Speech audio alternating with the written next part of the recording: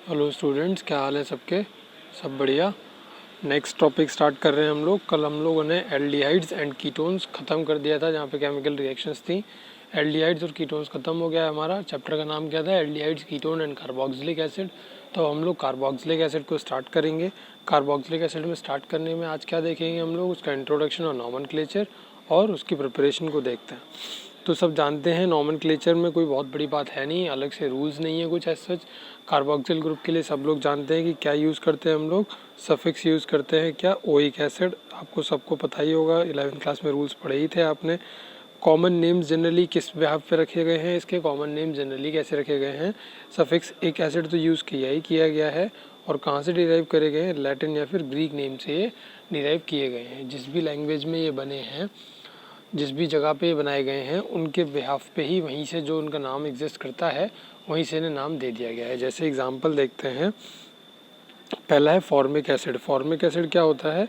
Formic acid जैसे HCOOH को formic acid बोलते हैं। कल भी बताया था मैंने कैनिज़ारो रिएक्शन में, याद हो आप लोगों को तो लैटिन में फॉर्मिका का मतलब होता है आंट। फॉर्मिका मतलब क्या होता है? आंट, चींटी। चींटी के अंदर फॉर्मिक एसिड मिलता है, तो उसके बिहाफ पे इसका नाम क्या रख दिया गया? फॉर्मिक एसिड रख दिया गया है। ये ध्यान रखेंगे हम लोग, चाहे IUPAC नेम हो चाहे कॉमन नेम हो। एक एसिड IC, एक जो बोलते हैं हम लोग, एक एसिड जो है वो हम लोग क्या ऐड करते हैं? सफिक्स ऐड करते ही करते हैं सब में। ठीक है, चलिए ये बात समझ में आ गई आपके। IUPAC नेमिंग का तो सबको पता ही है कि हम लोग क्या कर देते हैं, ई हटा के एक एसिड ना जोड़ के क्या कर देते हैं? उसे ओइक एसिड बोल देते हैं। क्या बोल देते हैं? ओइक एसिड बोल देते हैं। जैसे अभी मैंने आपको बताया, कॉमन नेम में क्या लगाते हैं? IC लगाते हैं एक एसिड, और कॉमन नेम में क्या लगाते हैं? IC लगा के OIC लगा देते हैं, ओइक एसिड जिसे बोलते हैं। तो यहाँ पे ध्यान रखेंगे इस बात को। कॉमन नेम्स और IUPAC नेम्स कुछ यहाँ पे दिए गए हैं। जैसे देखिए HCOOH, जो कि अभी आपको बताया गया, उसका कॉमन नेम क्या है? Formic acid. अगर वैसे देखें तो इसमें एक ही कार्बन है, इसलिए इसको क्या बोलते हैं हम लोग IUPAC नेमिंग में? Methanoic acid. CH3COOH है। CH3COOH का कॉमन नेम एसिटिक एसिड, और 2 कार्बन है तो इथेनोइक एसिड। CH3CH2COOH को प्रोपायोनिक एसिड, और वैसे प्रोपेनोइक एसिड। ब्यूट्रिक एसिड वैसे ब्यूटेनोइक एसिड। ये दो पे एक CH3 तो किस में लगेगा? आपका स्ट्रेट चेन में लगेगा, और एक CH3 ब्रांच पे लगेगा। तो ये आइसोब्यूट्रिक एसिड, और IUPAC naming 2 methyl propanoic acid. इस तरीके से ये COOH क्या होता है? ऑक्जेलिक एसिड, और वैसे क्या बोल देंगे इसे? Ethane dioic acid. तो कॉमन नेम्स में तो ऐसा सच कुछ है नहीं समझाने का, बताने का, आपको याद ही करने पड़ेंगे। और IUPAC नेमिंग्स के रूल आप जानते ही हैं। आपको क्या करना है? नॉमेनक्लेचर डाल के heading, nomenclature and structure of carboxyl group heading डाल के आपको क्या करना है? आपको ये टेबल बना लेना है, और कोशिश ये करनी है कि IUPAC नेम आप अपने पास से लिखो, बाद में आप चेक कर लीजिएगा, टैली कर लीजिएगा बुक से कि आपने जो लिखे हैं वो सही हैं या गलत है। उसके बाद देखते हैं structure of carboxyl group. Carboxyl group का स्ट्रक्चर किस तरीके का होता है? देखिए, सब लोगों ने देखा होगा कि कार्बोक्सिल ग्रुप सबको पता होगा क्या होता है। कार्बोक्सिल ग्रुप होता है COOH। क्या होता है? COOH होता है, जिसमें कार्बन से डबल बॉन्ड से ऑक्सीजन जुड़ा हुआ होता है, और आगे क्या होता है? OH होता है। इसमें रेजोनेंस देखने के लिए मिल सकता है। रेजोनेंस कुछ इस तरीके से आपको देखने के लिए मिल सकता है। रेजोनेटिंग स्ट्रक्चर दिखाते हैं, वो यहाँ पे बताया गया है कि इनके बीच का एंगल कितना होता है? लगभग 120 डिग्री होता है। The carboxylic carbon is less electrophilic than carbonyl carbon. जो कार्बोक्सिल कार्बन है वो एक कम इलेक्ट्रोफिलिक है as compare to carbonyl carbon. ये कार्बोनिल कार्बन नहीं है।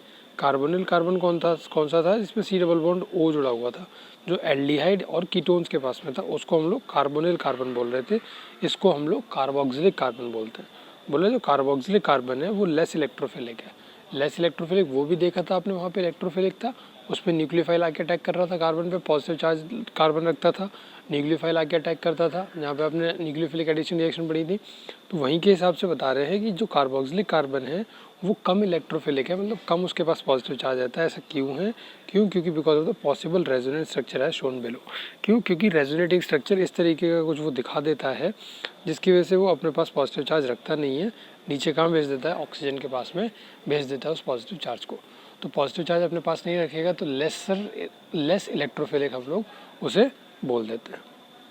ये IUPAC नेमिंग इनकी बतानी है फॉलोइंग कंपाउंड्स की। तो इस क्वेश्चन को भी आप लोग होमवर्क में करेंगे, और छोटा सा क्वेश्चन है तो इसके लिए कोई टाइम लिमिट नहीं है, आप कर लीजिएगा, नोट्स में ऐड कर लीजिएगा। जब मैं बीच में मांगूंगा आपसे चेक करने के लिए तो आप दिखा सकते हैं। तो आपको करना क्या है, जो मैंने बोला था structure of the carboxyl group, इसी तरीके से आप हेडिंग लगाएंगे।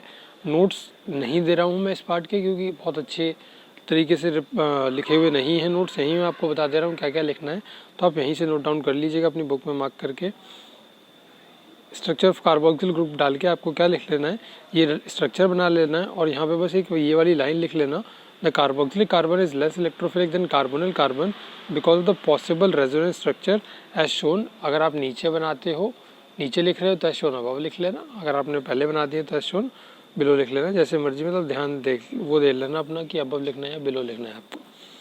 नेक्स्ट है method of preparation of carboxylic acid. अब हमने नॉमेनक्लेचर देख लिया, हमने स्ट्रक्चर पढ़ लिया कार्बोक्सिलिक एसिड का, भी एक बार ज़रा ये देख लेते हैं कि कार्बोक्सिलिक एसिड आखिरकार कैसे कैसे बनाए जा सकते हैं। सबसे पहले देखते हैं from primary alcohols and aldehydes. Alcohol और एल्डिहाइड से भी क्या बनते हैं, कार्बोक्सिलिक एसिड बनते हैं, जो कि हमने पीछे देखा है, पीछे पार्ट में हम लोग पढ़ के आ चुके हैं इन सब चीज़ों को। अगर आप लोग क्या करते हो, एल्कोहल का ऑक्सीडेशन करा देते हो by using mild oxidising agent such as potassium permanganate, neutral acidic या एल्कलाइन मीडिया जैसे पोटेशियम डाइक्रोमेट हो गया, क्रोमियम ट्राइऑक्साइड हो गया, इस तरीके की चीज़ें यूज़ करते हो, तो एल्कोहल या एल्कोहल किस में कन्वर्ट हो सकते हैं, एल्डिहाइड में, सॉरी कार्बोक्सिलिक एसिड में क्या हो सकते हैं, वो ऑक्सीडाइज हो सकते हैं। देखिए एल्कोहल का ऑक्सीडेशन हो गया इनटू कार्बोक्सिलिक एसिड, ये यहाँ पे एक एग्जांपल से करके भी दिखा रखा है, आर को रिप्लेस कर दिया बस यहाँ पे क्या, एक अल्काइल ग्रुप से CH3 CH2 होल 8 CH2OH, और क्या बन गया इसकी जगह, डाइकेनोइक एसिड बन गया। इस तरीके से एल्कोहल से क्या बना सकते हो आप लोग, आसानी से कार्बोक्सिलिक एसिड बना सकते हो। कार्बोक्सिलिक एसिड एल्डिहाइड से भी बन सकते हैं by using mild oxidising agent, ये पार्ट हमने कवर करा था ऊपर, तो यहाँ पे रिएक्शन नहीं लिखवा रहे हैं, NCERT में नहीं गिवन है, बट आपको क्या करना है, नोट्स में रिएक्शन ऐड करनी है। आप सोचोगे कि कहाँ से ऐड करनी है, तो एल्डिहाइड में जाएंगे आप लोग, जहाँ ऑक्सीडेशन डाली थी हेडिंग, थर्ड हेडिंग डाली थी ऑक्सीडेशन केमिकल प्रॉपर्टीज़ में, वहाँ जाएंगे, आपको लिखी हुई डायरेक्ट रिएक्शन दिख जाएगी इस तरीके से बताया था by using mild oxidising agent. ये रिएक्शन आपको लिखी मिलेगी, RCHO गिव्स, यहाँ पे आपको ऑक्सीजन लिखा मिलेगा स्क्वायर ब्रैकेट में, और क्या लिखा होगा, RCOOH बाय माइल्ड ऑक्सीडेशन, और अंडर नॉर्मल टेम्परेचर आप क्या कर सकते थे, RCHO कन्वर्ट कर सकते थे RCOOH में। तो ये रिएक्शन आप यहाँ लिखोगे फ्रॉम एल्डिहाइड डाल के, जैसे यहाँ पे अल्कोहल की लिख दी है हमने, यहाँ पे एल्कोहल से तो हमने सीख लिया, एल्डिहाइड से कैसे बनना है, उसके लिए जो अभी रिएक्शन बताई मैंने आपको, अब वो वाली रिएक्शन लिखोगे। उसके बाद है from alkyl benzenes. Alkyl benzenes यानी कि बेंजीन पे एल्काइल ग्रुप अटैच है, तो उससे कैसे बनाओगे कंपाउंड को, देखिए ये रहा बेंजीन, इस पर एक एल्काइल ग्रुप यानी कि मिथाइल अटैच हो गया, तो इसको हम लोग रिएक्ट कराते हैं किससे, KMnO4KOH से, और हीट कर देते हैं इसे। जब आप ऐसा करोगे तो क्या बन जाएगा आपके पास में, COOK ग्रुप अटैच हो जाता है, क्रोमिक एसिड, जो यहाँ पे आपका एक ये बोल सकते हो कि ये कंपाउंड बनेगा, कुछ देर के लिए एग्जिस्ट करेगा, और बाद में आप एसिड से रिएक्ट कराओगे इसे, किसी भी एसिड से, या प्रोटॉन ट्रांसफ़र बोलते हैं, कराएंगे, तो क्या बन जाता है, ये बेंजीन पे कार्बोक्सिलिक एसिड लग जाता है, और इसका नाम क्या बोल देंगे हम लोग, बेंजोइक एसिड बन जाता है। क्या बन जाता है, बेंजोइक एसिड बन जाता है। आगे देखिए इसी तरीके से दूसरा ग्रुप लगा दिया, यहाँ पे मिथाइल ग्रुप लगाया गया था, यहाँ पे प्रोपाइल लगा दिया। वही सेम KMnO4KOH की प्रेजेंस में अगर आप हीट करोगे तो COOK की, यहाँ कोई भी ग्रुप हो, इर्रेस्पेक्टिव ऑफ इट साइज, यहाँ पे COOK ही आना है। आप H3 पॉजिटिव कराओगे, यानी किसी भी एसिड के प्रेजेंस में रिएक्ट कराओगे, तो क्या बन जाएगा, बेंजीन पे COOH लग जाएगा और बेंजोइक एसिड ग्रुप बन जाएगा। चलिए उसके बाद from nitriles and amides. Nitriles और अमाइड से कैसे हो सकता है, नाइट्राइल सब जानते हैं क्या होता है, RCN होता है, और अमाइड्स क्या होते हैं, NH2 वाले होते हैं, वो अमाइड होता है। तो अगर नाइट्राइल से बनाना है तो हम क्या करेंगे, किसी H+ या OH- कोई भी ले सकते हो आप, यानी कि हाइड्रोजन आयन ले सकते हो, हाइड्रोक्साइड आयन ले सकते हो, एज ए कैटलिस्ट आप उसे यूज़ करोगे, और क्या कर दोगे, RCONH2 बना दोगे, यानी कि नाइट्राइल्स को किस में कन्वर्ट कर देंगे, हम लोगों ने अमाइड में कन्वर्ट कर देंगे, RCONH2 बना देंगे। उसके बाद फिर से सेम रिएक्शन H+ या OH- की प्रेजेंस में फिर से हीट करेंगे, यहाँ हीट नहीं करा था हमने, ध्यान रखना, फिर से नहीं बोलूँगा मैं, इसीलिए क्या करेंगे, हीट करेंगे। अब यहाँ तो H2O की प्रेजेंस में रिएक्ट कराया था, तो क्या बन जाएगा, कार्बोक्सिलिक एसिड बन जाएगा। क्या बन जाएगा, कार्बोक्सिलिक एसिड बन जाएगा, यानी कि नाइट्राइल्स को पहले हम लोग अमाइड में कन्वर्ट करते हैं और फिर उसे कार्बोक्सिलिक एसिड में कन्वर्ट करते हैं। अगर आपको अमाइड दिया गया है तो आप डायरेक्टली उसे कार्बोक्सिलिक एसिड में भी कन्वर्ट कर सकते हो। जैसे ये देखिए बेंजीन पे CuNH2 अटैच है, ये अमाइड ग्रुप हो गया। आप क्या करिए, H3O पॉजिटिव, जैसे यहाँ पे लिखा है ना H पॉजिटिव, H3O पॉजिटिव एक ही बात होती है, पता होगा आपको, हाइड्रोजन आयन बोल दो या हाइड्रोनियम आयन बोल दो। हीट कर दिया उसकी प्रेजेंस में, तो डायरेक्ट क्या बना सकते हो आप, एक कार्बोक्सिलिक एसिड बना सकते हो। CONH2 ग्रुप हटा के उसकी जगह क्या जोड़ देते हैं हम लोग, COOH ग्रुप जोड़ देते हैं। तो इस तरीके से आप अमाइड से या नाइट्राइल से क्या कर सकते हो, कार्बोक्सिलिक एसिड बना सकते हो। कुछ नहीं लिखना आपको इनमें सब में, बस आपको हेडिंग डालनी है और आपको ये रिएक्शंस नोट कर लेनी है, तीनों रिएक्शंस लिखनी है इसमें भी। उसके बाद देखिए from Grignard reagent. Grignard reagent सब जानते हैं क्या होता है, RMgX होता है। ग्रिग्नार्ड रिएजेंट को जब कार्बन डाइऑक्साइड यानी कि ड्राई आइस से रिएक्ट कराते हैं हम लोग, तो क्या होता है, पहले तो एक इंटरमीडिएट कंपाउंड बनता है RC डबल बॉन्ड O और OMgX, और जब इसे आप H3O पॉजिटिव के साथ में कराते हो या किसी एसिड के साथ में रिएक्ट कराते हो तो कार्बोक्सिलिक एसिड आपको मिल जाता है। कॉरस्पॉन्डिंग कार्बोक्सिलिक एसिड मिलेगा, यानी कि जो एल्काइल ग्रुप आपने यहाँ लिया था उसी एल्काइल ग्रुप का कॉरस्पॉन्डिंग आपको कार्बोक्सिलिक एसिड ऑब्टेन हो जाएगा। सपोज करो आपके पास में क्या था, CH3CH2MgX था, CH3CH2MgX था, तो आपको जो यहाँ पे कार्बोक्सिलिक एसिड मिलेगा वो कौन सा मिलेगा, CH3CH2COOH, यानी कि प्रोपेनोइक एसिड मिल जाएगा। तो इस तरीके से ग्रिग्नार्ड रिएजेंट से हम लोग क्या कर सकते हैं, कार्बोक्सिलिक एसिड की प्रिपरेशन कर सकते हैं। उसके बाद देखते हैं from acyl halides and anhydrides, किस तरीके से असाइल हैलाइड्स और एनहाइड्राइड्स का यूज़ करके आप लोग क्या कर सकते हो, कार्बोक्सिलिक एसिड बना सकते हो। सब जानते हैं कि असाइल हैलाइड्स या असाइल क्लोराइड्स क्या होते हैं, RCOCl को हम लोग असाइल हैलाइड्स बोलते हैं। तो ये असाइल हैलाइड्स हैं, इनकी रिएक्शन आप क्या करा सकते हो, दो तरीके से प्रिपेयर कर सकते हो। अगर आप H2O से रिएक्ट कराते हो, सपोज करो अगर आपने H2O से रिएक्ट कराया, वही बोला ना एसिड क्लोराइड्स, अगर आप उन्हें हाइड्रोलाइज करा दो वाटर से तो वो क्या दे देते हैं, कार्बोक्सिलिक एसिड दे देते हैं। ये देखो असाइल क्लोराइड ये रहा, आपने वाटर से क्या करा दिया, हाइड्रोलाइज करा दिया, तो यहाँ पे क्या आ गया आपके पास में, कार्बोक्सिलिक एसिड आ गया, और बाहर क्या निकल गया, क्लोराइड आयन यहाँ से बाहर निकल गया, ये हो गया। या फिर अगर आप क्या कराते, और more readily hydrolyse with aqueous base to give carboxylate ions, अगर आप हाइड्रोलाइज कराओ किसी एक्वस बेस से यानी कि OH नेगेटिव से, तो क्या दे देता है, वो क्या बना देता है, कार्बोक्सिलेट आयन बना देता है। कार्बोक्सिलेट आयन मतलब RCOO negative plus Cl negative, वापस से आप H3O पॉजिटिव से कराइए तो H पॉजिटिव यहाँ से यहाँ जुड़ जाता है, कार्बोक्सिलिक आयन, कार्बोक्सिलिक एसिड आपके पास में ऑब्टेन हो जाएगा। तो ये तरीका है बनाने का। एसिड क्लोराइड से दो तरीके से बना सकते हो। अगर आपको जल्दी बनाना है, रेडिली ऑब्टेन करना है, तो हम लोग कौन सा मेथड यूज़ करेंगे, हम लोग सेकंड वाला मेथड यूज़ करेंगे, ये वाला मेथड यूज़ करेंगे। अगर हमें जल्दबाजी नहीं है तो आप क्या कर सकते हो, हाइड्रोलाइज करा सकते हो वाटर से, यानी कि हाइड्रोक्साइड आयन से आप हाइड्रोलाइज कराइए तो RCO नेगेटिव बनेगा, फिर प्रोटॉन ट्रांसफ़र करा दीजिए, RCOOH बन जाएगा। ये फास्ट मेथड है।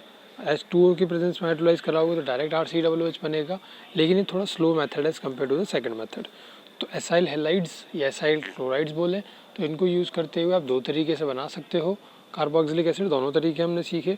उसके बाद एनहाइड्राइड से देख लेते हैं किस तरीके से बनाएंगे। अगर मैं बेंजोइक एनहाइड्राइड लेता हूँ, यहाँ पे डायरेक्ट आप वाटर से रिएक्ट कराइए और क्या बन जाएगा आपके पास में, बेंजोइक एसिड आ जाएगा कॉरस्पॉन्डिंग उसी एल्काइल ग्रुप का जिसका आपने एनहाइड्राइड लिया है। C6H5CO था ना, तो उसी का आपको बेंजोइक, उसी का आपको कार्बोक्सिलिक एसिड मिल जाएगा। सपोज करो CH3CO होल ट्वाइस O ये था, ठीक है। अगर ये था तो ये क्या है, मिथेनोइक एनहाइड्राइड है ये, तो मिथेनोइक एनहाइड्राइड है। अगर आप इसे रिएक्ट कराओगे तो आपको क्या बन जाएगा, यहाँ पे मिथेनोइक एसिड मिल जाएगा। तो इस तरीके से आप देखेंगे, इथेनोइक एसिड बन जाएगा। इस तरीके से आप देखेंगे और क्या करेंगे, उसको नाम दे देंगे आसानी से। उसके बाद एस्टर से देख लेते हैं, इथाइल बेंजोएट, ये देखिए ये आपके पास में आ गया कोई एक एस्टर। एस्टर क्या होता था सब जानते हैं, RCOOR डैश, इसको एस्टर बोलते थे हम लोग। तो एक R ये रहा, एक R डैश ये रहा और COO ये रहा। तो एस्टर्स की आप क्या कराएंगे, एस्टर से आप डायरेक्टली कार्बोक्सिलिक एसिड बना सकते हैं। उन्हें क्या करना होता है, सिर्फ और सिर्फ हाइड्रोलाइज करना होता है, सिर्फ और सिर्फ हाइड्रोलाइज करना होता है। वही बोल रहा है acidic hydrolysis of ester gives directly carboxylic acid. Acidic hydrolysis करा दो तो कार्बोक्सिलिक एसिड मिल जाते हैं, while basic hydrolysis give carboxylates. अगर बेसिक हाइड्रोलिसिस कराते हैं तो कार्बोक्सिलेट आते हैं, जिनका फिर से एसिडिफिकेशन कराने पर कार्बोक्सिलिक एसिड आ जाता है। कार्बोक्सिलेट मतलब क्या होता है, sodium salt of carboxylic acid जिसे हम लोग बोलते हैं। देखिए दोनों यहाँ पे इन्होंने दिखा रखे हैं। अगर आप लोगों ने क्या कराया, ये देखिए ये मेरे पास में क्या है, एक एस्टर कंपाउंड है, मैंने इसका हाइड्रोलिसिस कराया।